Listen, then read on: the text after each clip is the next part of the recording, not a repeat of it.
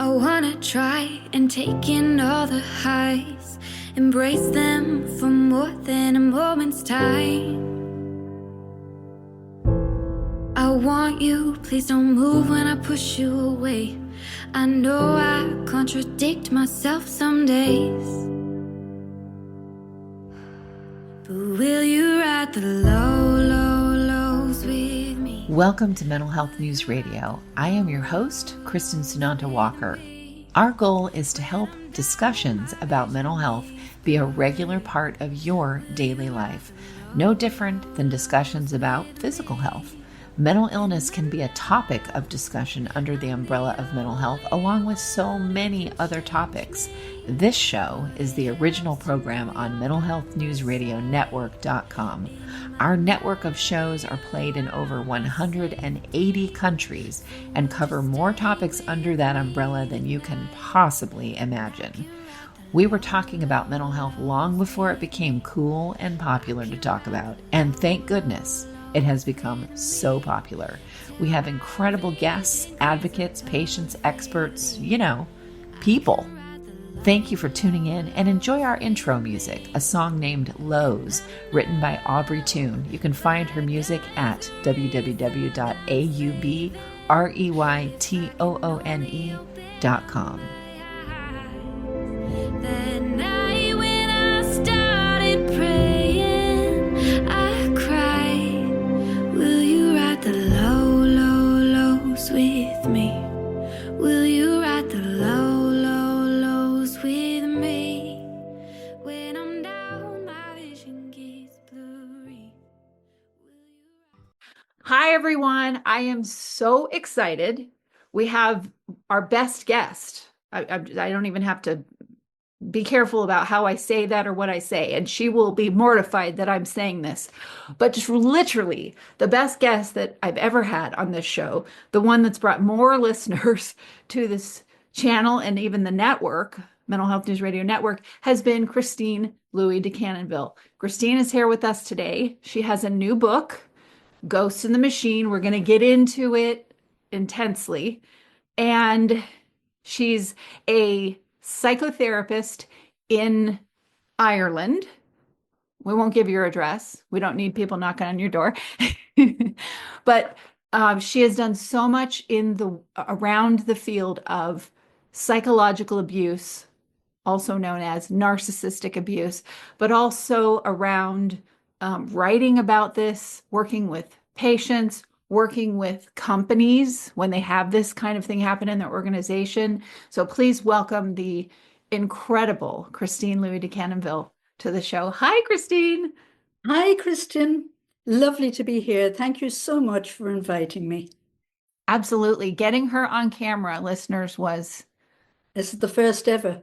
Yeah, and it's important because right now we need so much help with what's going on in the world and what's going and how that's playing out in our personal lives, especially with this particular topic, that I think it's important that people see where all this wisdom is coming from. It just kind of makes you feel you can attach the thankfulness to Christine when you get to see her while she's talking about this subject that has been her life's work. So, Christine, thank you for agreeing to do this. You're very welcome. It's growth promoting for me as well. It's taken a lot for me to come on camera, but I'm very happy to be here and speak to all of your listeners. Because we've evolved. We don't care about makeup, and lighting is important, yes, but more so you can just see us. But all the other stuff, the trappings that come with being a female, we're going to leave that aside because what's important here is the information.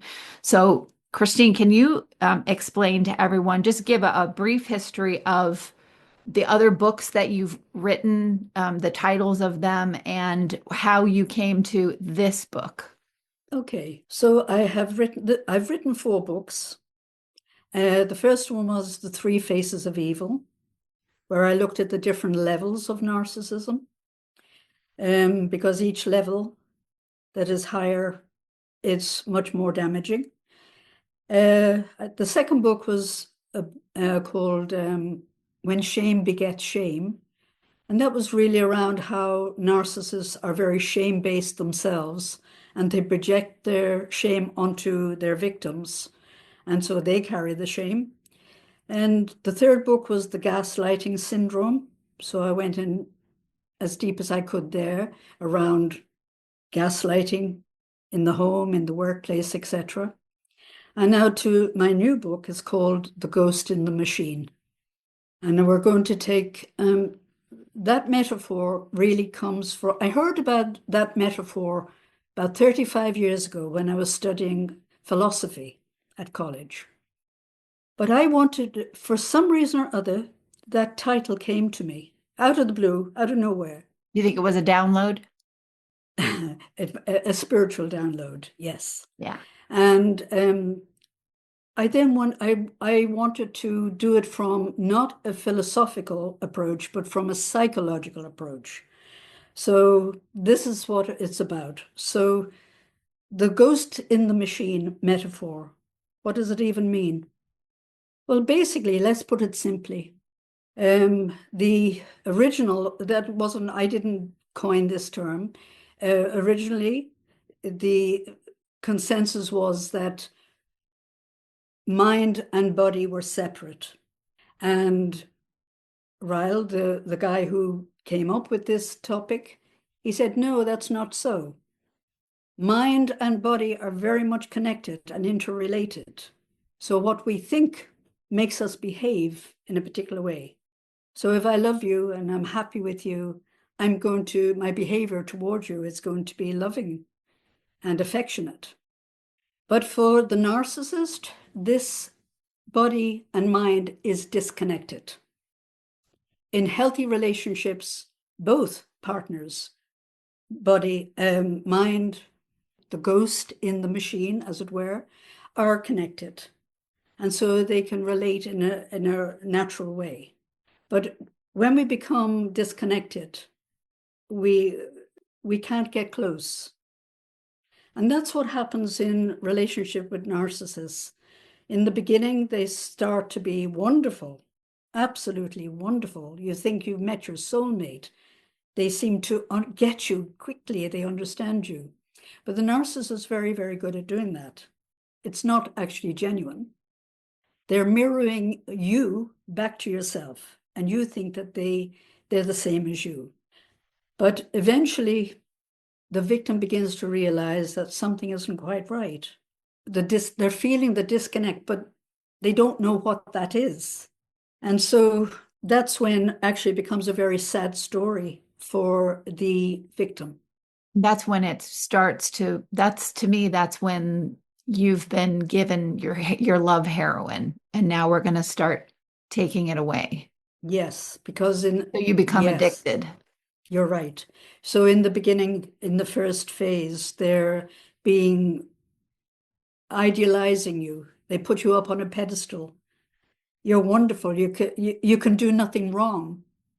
But when you go into the next stage, which is devaluing you, it's only a matter of time and that'll happen because you'll disappoint them at some level. We disappoint each other all the time. And when you disappoint them, all of a sudden, they also know when they have you hooked. They know when you are actually like their drug. They know. And that's when they will shift then into devaluing.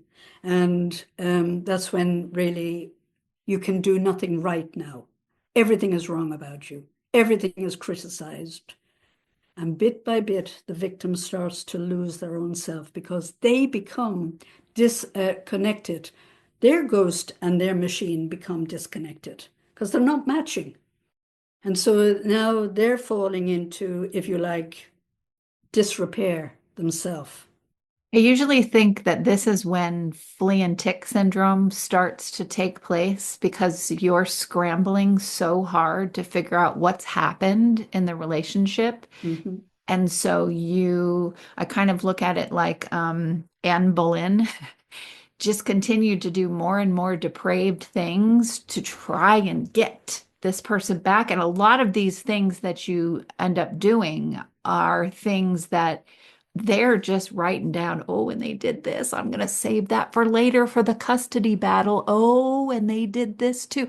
You're being sucked into behaving the worst of you that you can, even if it's mirroring that person who the original, that narcissist that's behaving that way, even if you're mirroring their behavior, but you're the one that's going to get punished for it. Am I right on that? Absolutely. And for the narcissist, their ghost, the ghost, by the way, drives the machine in all of us. The ghost, the narcissist ghost, is all about protecting their image. They don't want to be seen as incorrect. They don't want to be seen as ever being wrong. You'll see this all the time in our leaders and things like that. And so then, if they feel that they're being shamed or they're being called out on something, the machine goes to protect the ghost. So it gets into pushing you down, that you'll never do that again. For the victim, their ghost is they're thinking, what's going on here? What's happening? I don't recognize this person anymore. I don't recognize myself anymore. What's happening? And their machine jumps in to protect the ghost by their behavior. And they go then from being a strong, independent kind of person to becoming a pleaser, to plumossing the other person, fawning, anything not to trigger them into a rage. So there's a disconnect completely between the two. Am I explaining it well enough? Are you No, you getting it? are. No, I get it. I get it. I don't want to interrupt because it irritates people. I've But learned. it's also important, if you don't understand it, then your listeners won't understand me either. No, I totally understand it. That disconnect, I can see how far that can go and why people that have what a narcissist maybe would consider flaws, like some kind of neurodivergence, Mhm. that they aren't even sure about, and how that would make it even more delicious to have people that they consider disabled in their lives because they can really take advantage, really have some fun. I even asked a couple people that claim to be narcissist and certainly follows their behavior, but I asked them what's the fun in that for you? And they're like, oh, if I get someone who's autistic or I get someone who has a past history of trauma, then they're like a mouse I've put in a bathtub. I can bat them around for fun at will and they can never escape because this person struggles with having a foundation. Maybe, on that spectrum, you've got the narcissistic spectrum and then that spectrum, and those two things together makes a whole lot of fun for this one and a whole lot of horror for this one. Yeah. And if you strip back, if you do a deeper dive, really what's going on is it's all about power and control. Right. When the narcissist is feeling powerful and in control, they're happy, they feel safe. And I have a lot of compassion for narcissists because I actually see that they've been victimized at some point along the way, probably in childhood. And they've built these 9 criteria as defense mechanisms. But that's only one way, that's only one cycle of abuse. Those 9 criteria. I'm talking about their grandiosity, their need for power and control, the need to be the center of attention, having to be special. They only want to, the reality is, they only want to be around special people. So if they have targeted you, they have seen you as special at one point.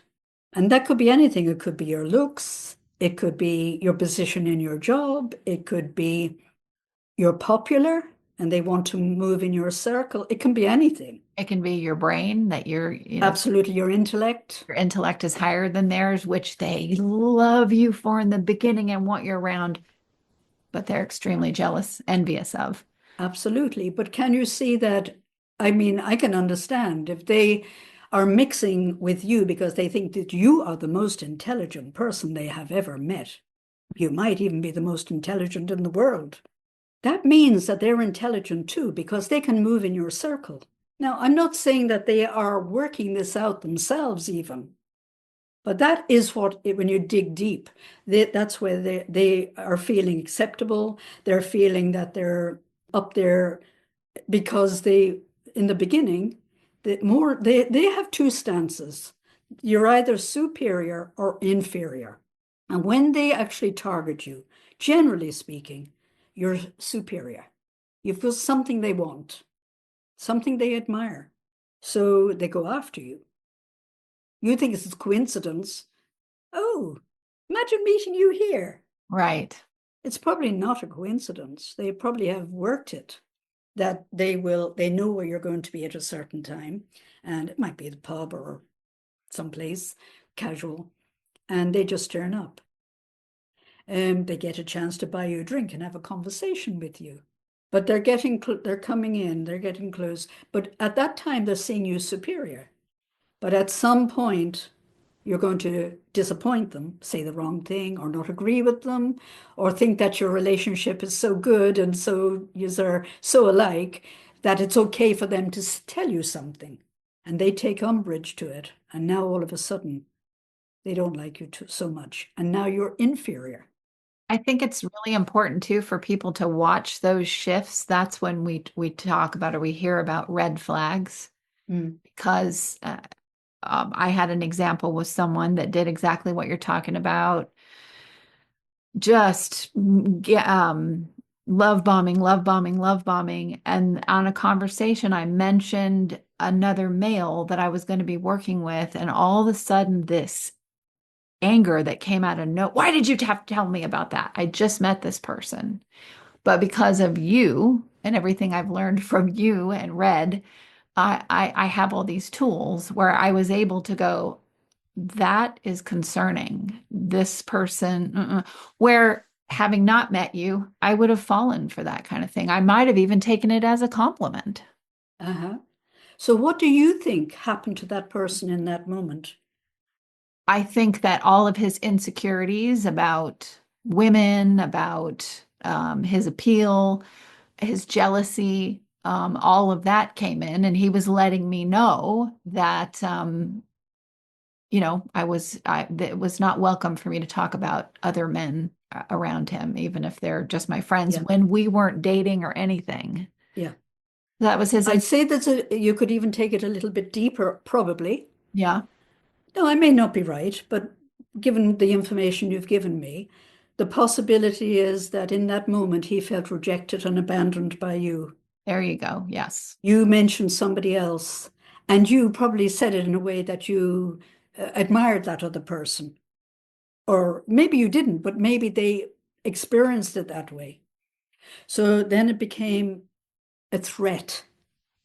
Suddenly they weren't feeling good enough themselves, secure enough in themselves. And so you triggered them, and you got a little bit of their rage. And that's kind of a normal response. Right. If you have self-esteem, if you have what will later get blamed as your own narcissism, right? Mm-hmm.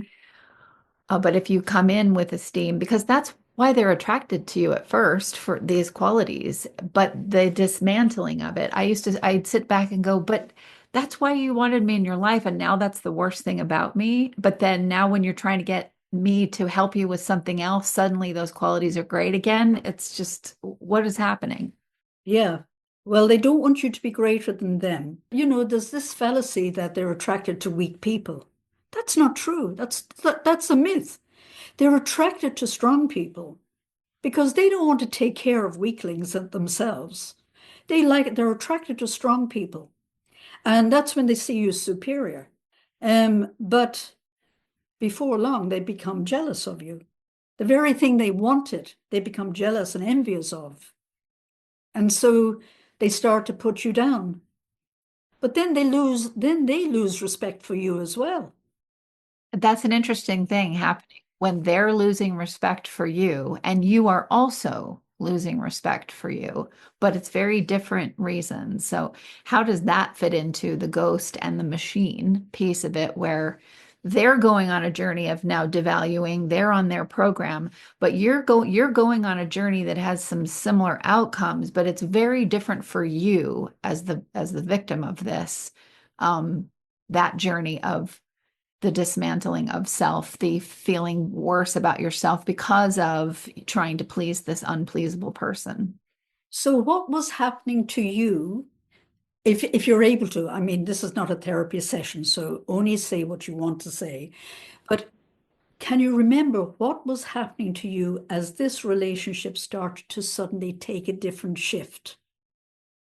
What was happening to me? I was what was happening was I was being just I don't know necessarily love bombed. I was being bombed with information about how great this person is from this person.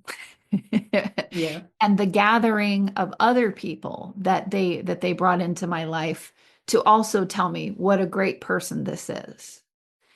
And so I was feeling really overwhelmed. I had just moved into a new place, which is not the best time. I was feeling in a weakened state because I was overwhelmed with what was going on in my life. So that's how they had a window in, which does make me afraid sometimes that in the future of having a move or any significant someone dies in your life that you love, anytime where you're going to be in that vulnerable spot, for me is a time when I have to like really have boundaries around me because I can be more susceptible to that kind of behavior. That's interesting that you mentioned that, because I think that's a really good point. We're all narcissistic to some degree. And Exactly. in fact, we need to be healthy. I mean, I've had to work with people who didn't have enough narcissism. Right. They were actually so shy, they couldn't mix, they were afraid of people. Literally, I had to work on bringing their narcissism up, so they loved themselves a little bit more, that they felt more important than they had earlier, etc., etc. But so we're all narcissistic to some degree, and our narcissism can spike at times of a death, at times of stress, too many things, moving, building our business at the same time, looking after maybe a sick child or an elderly parent, Yeah. and these add up. And actually we can become very insecure and feel quite threatened. And we want people to mind us Because we're stressed. because our narcissism has spiked. Mm. And we want to be minded. We want to be taken care of. We want somebody else to take the responsibility that we carry. Would you call that situational narcissism? Yes, So it's not their resting heart rate. It's just a place that gets visited during stress, which is why leaping to that person is a narcissist is never a good idea because you just don't know. absolutely. They might be having a spike. And the difference between a pathological narcissist and our narcissism spiking is we will come back to our baseline as we settle, where the narcissist won't. Which is why when you get away from them, the Yes, fleas and the ticks that you have picked up yes, start to go away because you're not there anymore. And then that's when you start, that's really when you dive into your yes, own work. Oh, yes, what just happened to me? How did I participate? Yeah. yes. And I liken it to when we're with a narcissist, and it's also gradual. It builds and it builds and it builds, the abuse, that our brains are hot. And we literally have to do no contact for our brain to cool down. And then we will go back to our baseline. We will come back to ourself, our real self. Because just as a narcissist has lost their true self is lost. They live out of a false self. But we, the victims, end up living out of a false self too, because we can't be ourself around them. It's not safe to be our true self, confident, capable, The very and things that attracted them to you in in the the first place, place. the very thing they want to take from you. I remember you saying, it's like they want to wear your skin. You're a jacket, you're a coat. So a lot of people can get stuck in the shallowness of that or their own narcissism of that. I see that a lot in celebrity culture, the shiny, Yeah. the shininess of someone, and then you uncover, oh, okay, this is not good. That's all fake. All of that is fake. But the journey then, I think the important journey for the victim of this is, okay, are you going to do the work to be real about what's happening to you and for you in this relationship, or are you going to stay stuck in this fantasy where you'll be jumping through 1,000 hoops all the time, someone will never be pleased, and you will continue to be eroded, and the journey isn't impossible to survive later, but it's so much harder the longer you're in it. And the thing is, most victims don't know that they're in it. Right. They can't make sense of what's happening. They know it feels bad. They don't know how they got to the place that they're in. They can't figure it out. And that's normal. And it's not until somebody can explain to you what's happening in your relationship that you can stand back and that you can actually start to see it, that you can understand it. And in my book, I talk about 3 cycles of abuse. I don't, most books, there's plenty of good books out there, wonderful books out there. The reason I wrote this book, by the way, was I knew I wanted to write something, but I didn't know what. And I started to look back at the many, many emails that I get from people all around the world. And I wanted to see what was now that I wasn't I actually retired from working with clients in December, just gone. But I took a little time out. I was winding down my business. So then I had time to think about things like what would I like to write about. And the 2 things that kept coming up constantly, whether it was emails to me or whether it was the clients coming in the door to me, the 2 questions that came up all the time was, is my partner a narcissist? And 2, should I stay or should I leave? They were the 2. And I thought, okay, I wonder, could I write a book that might address that? That they get all the information in one place. Right. Sort of idea. And that was what I set out to do, really. So I started to gather my thoughts together and all of the learnings I've got from my clients. I've learned from my clients as I've gone along, to be honest with you, like most therapists do. And I'm aware that there's great books out there that could deal with these 2 questions. So I wanted to write something slightly different. What's the point of reinventing the wheel? I wanted to go and maybe take a look from a different angle. So what I decided was, well, most of the books, including the ones I've written as well, deal with the behaviors of the narcissist and sometimes the victim as well. And I thought, well, okay, but what about their minds? What's going on in their minds? And that's triggered that metaphor, the ghost in the machine, that 35 years ago I had learned about in philosophy. So that's what I said, right, we'll take a deep dive, but I'm not happy to just look at the narcissist. That's not fair. Right. Why should they get all the blame? Right. Why should they get all the power? So I decided, right, I will look into the mind and the behavior of both the narcissist and the victim. The first thought that came to mind will be, well, people will think I'm shaming the victim, blaming them. And that's not what I'm about at all. I don't even want to blame and shame the narcissist either, because I think they're victims too. So I decided, right. So at first I thought, oh gosh, that's tricky, it's full of landmines walking that road. But I decided, no, I'll take the hard road. I'll have a go, see can I do it. And so that was what I started to do, to look at both. And I hope for anyone who's listening or anyone who is finding themselves in this situation that they will know that I'm trying to empower. I'd love to empower the narcissists as well, but most of them have no interest in that. Their life works for them the way it is.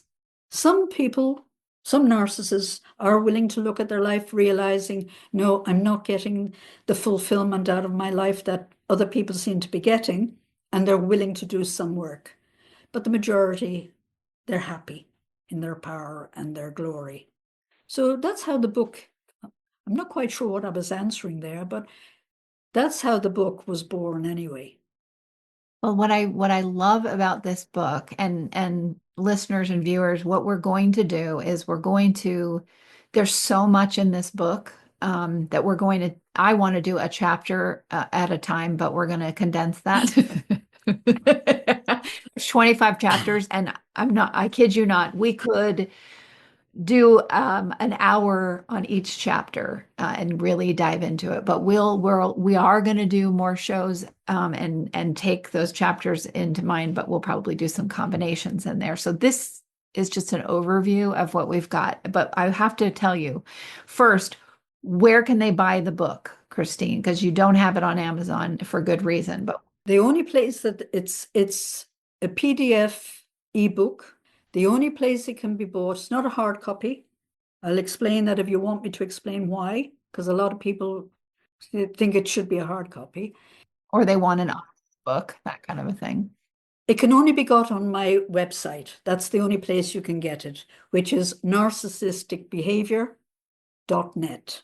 And if you go on there, you'll see a link to my book. To all my books are all on there. I did have my first book was a hard copy book, and it was being sold on Amazon. And they were doing a great job. They were doing a good job. They were sending it out to people and that sort of thing. But two people hijacked my book and they were selling it for mad money. And I mean mad money. Like one of them was like $120 for the book I saw at one point, and I'm like, what? All my books are $15.95. $15.95. That's the price of each of my books. And they were selling that book for, it went way beyond what you're talking about. And it was somebody I wouldn't have known because I'm not very technologically minded at all. I trust. So, but somebody got in touch with me and said, I really feel I need your book. My therapist told me I need your book, and I can't afford X amount, whatever it was. It was more than 150. And that was how it came to my attention. But when I did research, I found that two people had hijacked it, were selling it for bad money, different amounts. When I got in touch with Amazon, thinking, well, I'm their client, they'll respond in some way, but they didn't. They said that was allowed. And the only thing they suggested was that I match their price. And I thought, that's it. And to me, that was immoral. And I just thought, no, I'm not going to allow people who think they're following me to get ripped off in that manner. And since then, I haven't written a physical book. And this way, I'm able to control how it's sold and what price it's sold. Exactly. And, as we all are thinking about moving away from, it was the big box stores. We need to move away from that and, shop locally at your local bookstore, whatever. Well, now, everything's online. Amazon is the big box store of online, and we need to shop locally. This is an example of shopping locally. Go locally to her website, narcissisticbehavior.net, and you can buy the book there. I'm going to try to convince Christine to do an audiobook, but we'll see down the road because hearing you read it would be fantastic. Well, I'll think about that. But but here, what's interesting, listeners and viewers, is the book goes through each chapter, but it gives you an overview, like we see now with AI, where you go into Google and you type something in and it gives you a little summary of what's going on. Well, Christine has done that of each chapter, which is brilliant because you get the bite-sized piece that you may need for immediate, okay, that's what this chapter is about. And then you can take your deep dive later. I love the way that you did this. I try, maybe not in every chapter, I can't remember. I know this sounds odd, but when I write a book, I let it go. It's gone. Yeah. It's like the book comes through me and I let it go. However, I've tried in most of the chapters to give a summary of how the ghost in the machine would be for both the narcissist and the victim. Where I could, I did. So that you start to see their behavior and your own behavior. And the difference is the narcissist is trying to survive. They're trying to stay safe.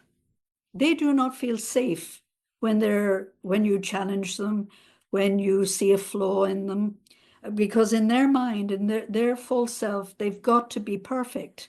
It's an awful way to be. It's a terrible way to be. Right. So they're trying to protect themselves, and their behaviors are coming out of that protection to keep their ghost safe. It's the same for the victim. The victim are trying to make sense of what's going on in this madness, and they're not doing a great job because it's very hard to figure out what's going on when there's different kinds of abuses going on all at the same time. And I know that was the point I was trying to make earlier and I lost sight of, that we're not just dealing with the 9 criteria for diagnosing a narcissist. They're their defense mechanisms operating. But then there's also 2 other major cycles of abuse, which I go into in quite depth in the book, which are also operating, and they're all operating more or less at the same time. So it's not that you're going through one at a time. They're like layers of abuse going on at the same time. No wonder we can't figure it out. It's taken me years to figure it out. And I wonder if we can make some correlations, and we can go into other shows to expand on it. But if you can look at what's happening in the world at large right now, I would say that this kind of abuse has always gone on. It's always gone on. It's because of our ability to access information. It's Absolutely. louder, it's faster, it's everywhere. So, what's great about a book like this is you can take this and not only look at it with how it's affecting you personally, if you're in one of these relationships with a neighbor, with a friend, with a spouse, with a family member, whatever, or with many. And then you can also project it out into the world, the larger world, and go, who else in my life? Maybe it's a leader of a country, maybe it's a leader of a state or a village or whatever. How is their behavior mirroring what you're seeing in this book? And are they on the narcissistic toxic side, or are they on the victim but also toxic side? Where do they fit on this spectrum? I love how you talk about it being a spectrum as well, but I like the fact that you can take this and easily apply it to things further out to see, oh, where are we as a country, as a people, as a whatever, where are we on our journey of narcissistic abuse recovery? And we start with ourselves. We can then look at our family.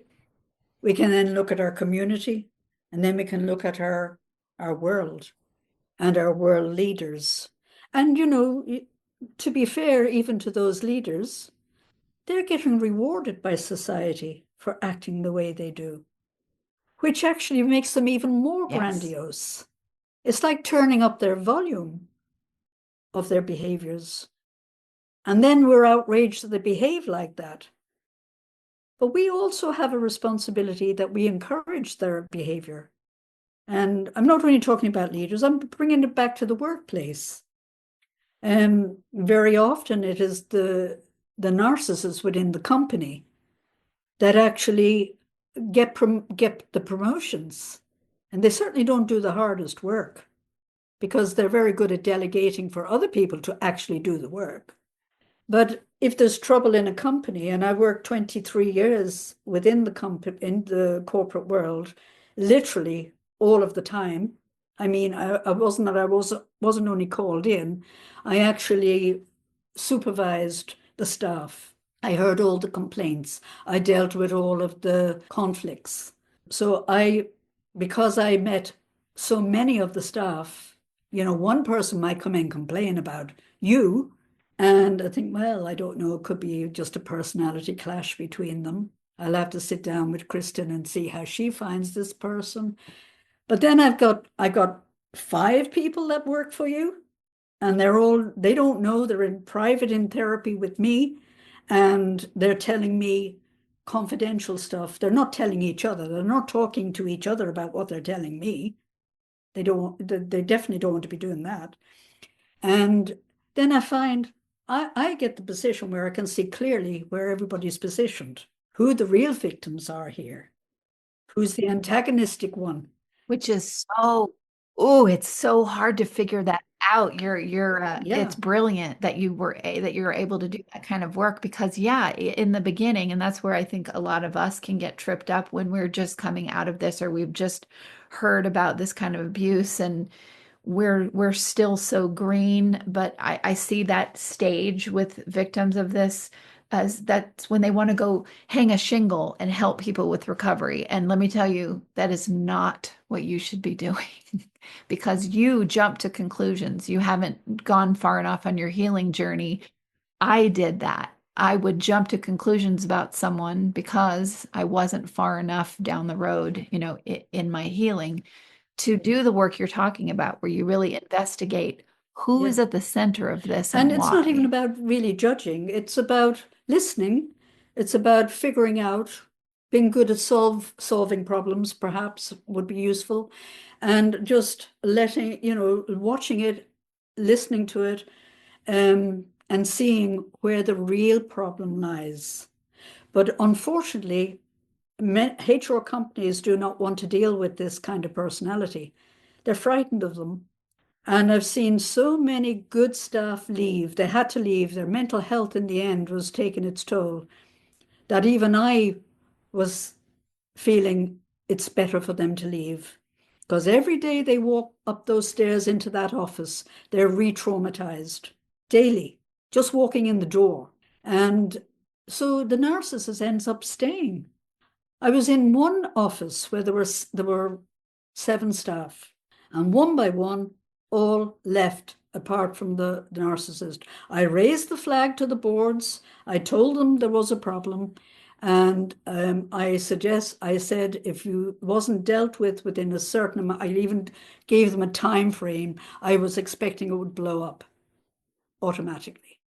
It was a landmine waiting to go off. And they did nothing. And true to form, within that time frame, just as I had predicted, the whole thing blew up and all of the staff left, apart from the narcissist themselves. And they kept that person there. They never got rid of it. They brought in new people, but they never promoted her, which I thought they got it. But they were too afraid that she would, of litigation, that she would take them to court. And she would have done. And that's what they're afraid of. I've known some people have bought them out, and I mean, it cost them 100,000 or plus to buy them out, give them a year's salary plus. And but they did it and they were gagged. They couldn't talk about the staff member after they'd gone. They got a great golden handshake, but they got rid of them that way. But that was cheaper than actually going to court for them and doing justice for everybody. Yeah. So it's a hard situation. It really is because they are serial litigators. They don't care about going to court. They love the drama. They're not afraid of court. Whether they're a husband or wife fighting over the children, whether it's a staff member fighting the company, whether it's a leader fighting the government, they don't care. They love the drama. Absolutely. They'd make great gossip columnists. There's one out there. I don't know if I should promote him or not by saying his name, but anyway, he's the queen of all media, and he's so charming. Yeah, Admits what he is, and he is great yeah. at Hollywood gossip.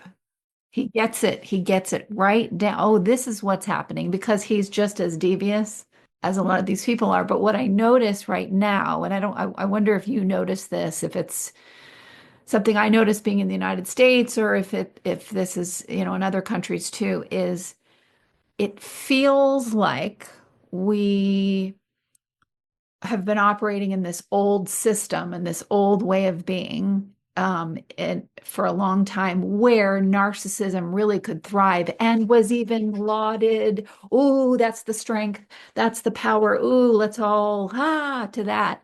What I'm seeing, and it felt like as soon as we stepped into 2025, that suddenly that isn't what people are like. There's a few hangers on, there's some hangers on still clapping about it, but it's starting to not be viewed with the claps, with the excitement, it's almost like we've pierced through Yes. several veils and are closer to the ugly truth about these things. Do you feel that too, or is that just From the time I began working with victims to now is very, very different.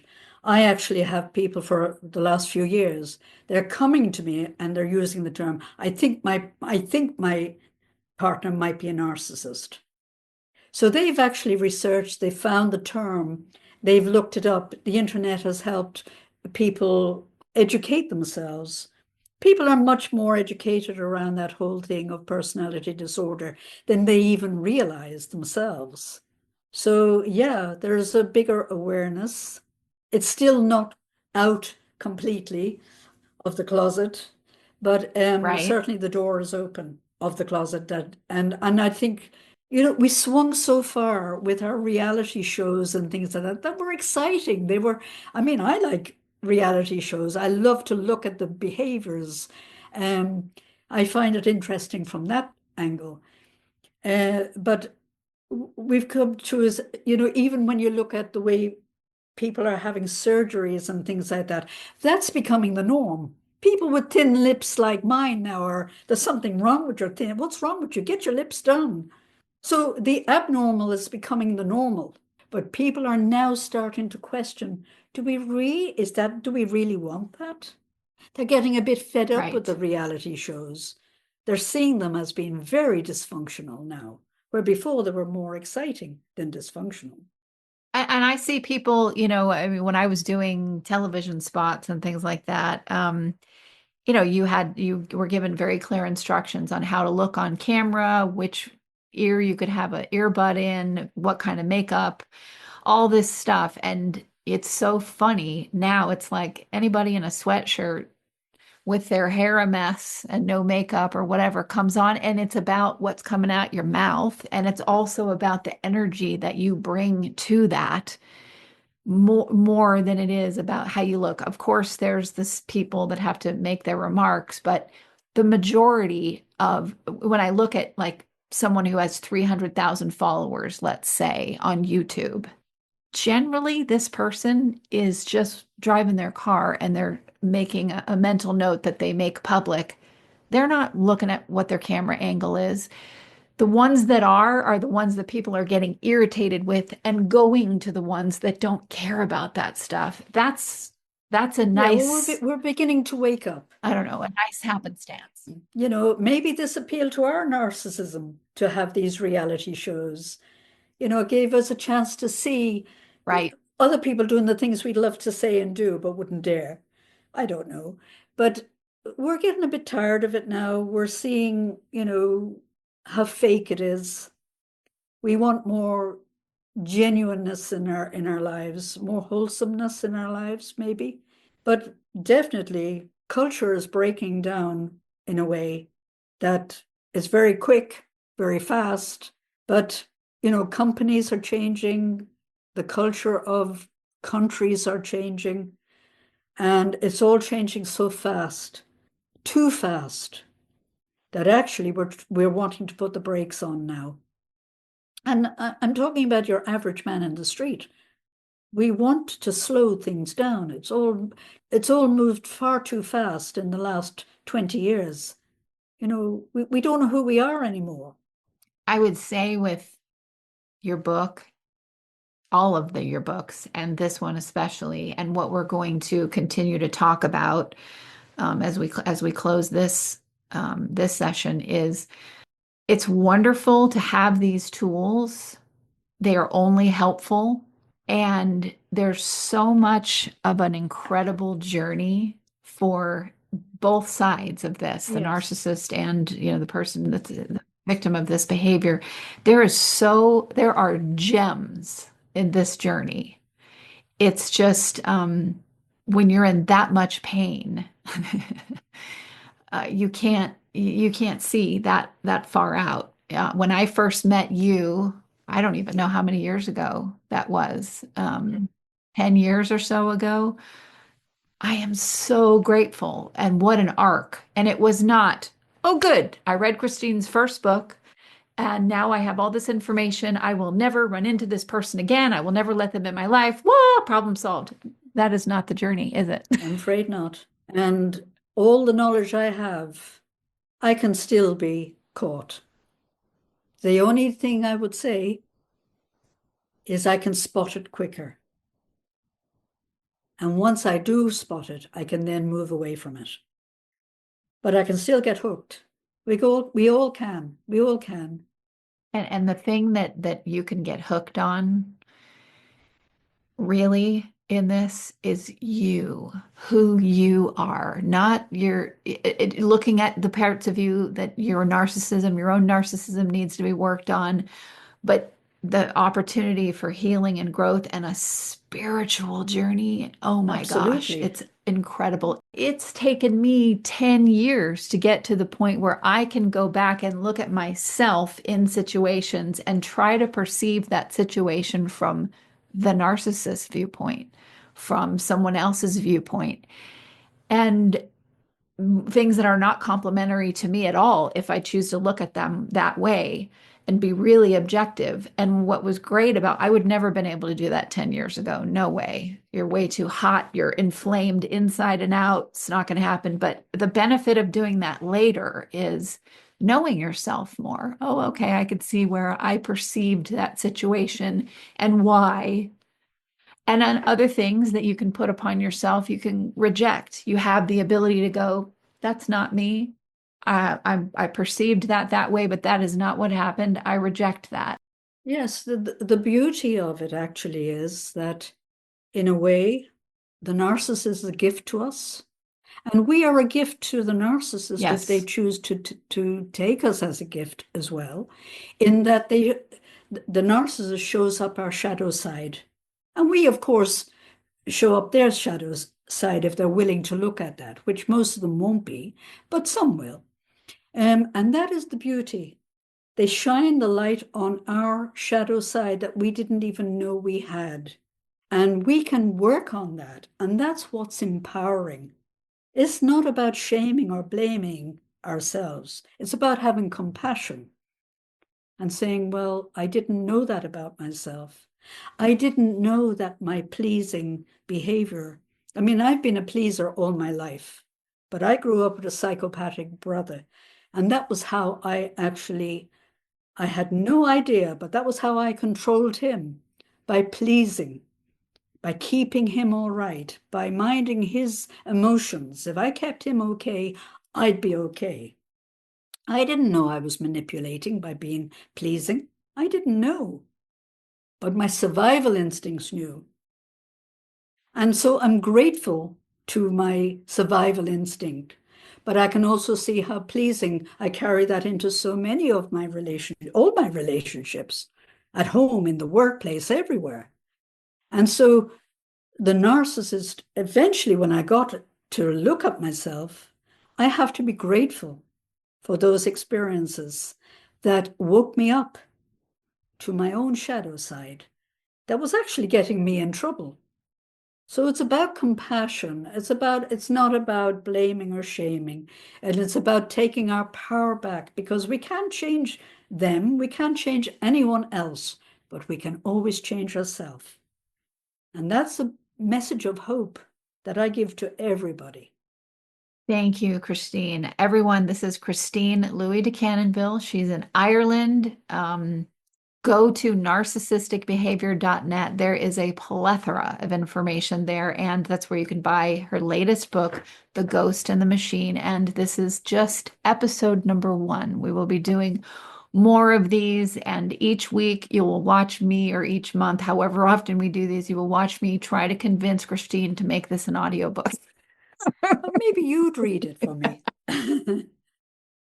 I could do that, but they want to hear you. We'd have to do it where I bring in like a quote that you state just so people can hear your voice. Mine's like, whatever, who needs to hear another American say anything? But we will talk further about that. Christine, mwah, thank you so much. My cat has just walked into the room and he's rubbing up against me and he's purring.